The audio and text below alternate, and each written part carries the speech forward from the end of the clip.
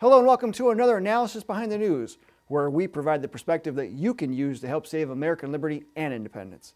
We have 3 action items for you today, so please stay tuned. The media has already started covering the 2020 presidential race.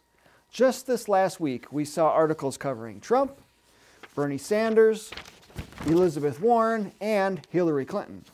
Of course, articles have already been predicting either a red wave or a blue wave based on a number of variables.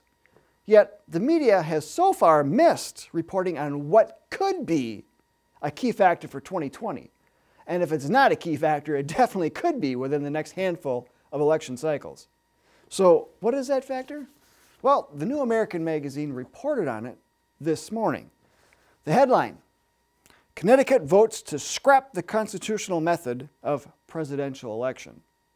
Constitutional lawyer Joe Wolverton II reports that the National Popular Vote Interstate Compact is but one of the various methods aimed at abolishing the Electoral College and to have the winner of future presidential elections decided by a national popular vote. Connecticut and several of her sister states have passed, and many others are considering, bills that would effect a de facto destruction of the Constitution's mandate regarding the method for election of the president.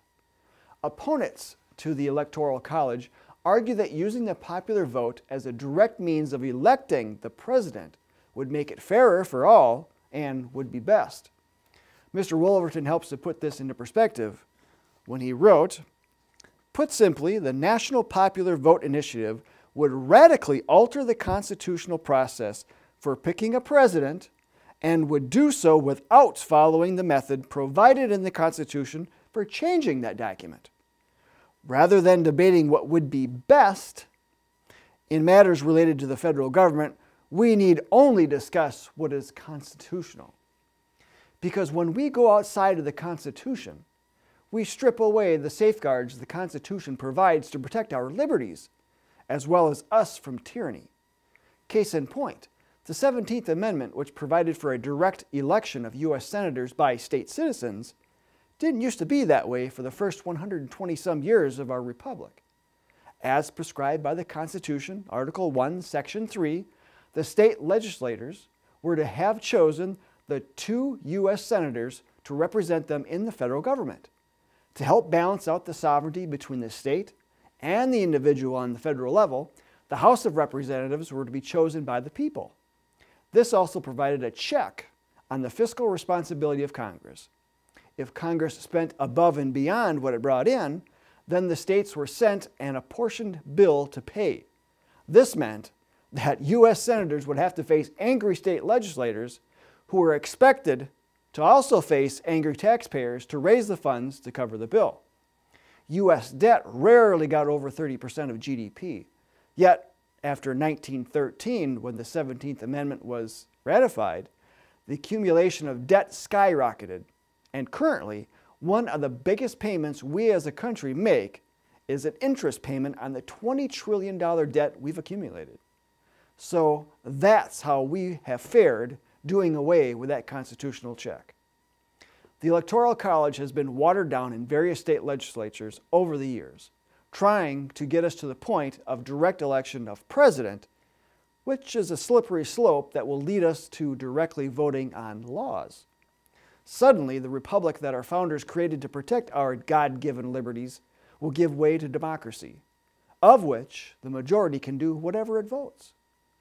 State legislators need to understand that if they are working toward joining the National Popular Vote Interstate Compact, then what they are doing is unconstitutional. As Article 1, Section 10, Clause 3 states, in part, no state shall, without the consent of Congress, enter into any agreement or compact with another state. To date, Congress has not given that consent. And although proponents like to point to a U.S. Supreme Court opinion that seems to justify their reason to not get that consent, the U.S. Constitution makes no such provision. Connecticut now makes, the 11th state to join such an unconstitutional compact. This means that about 172 electoral votes are committed, with only 98 to go. If proponents are able to get these by 2020, the West and the East Coasts, and all large metropolitan areas in between, will determine the presidential elections from here on out.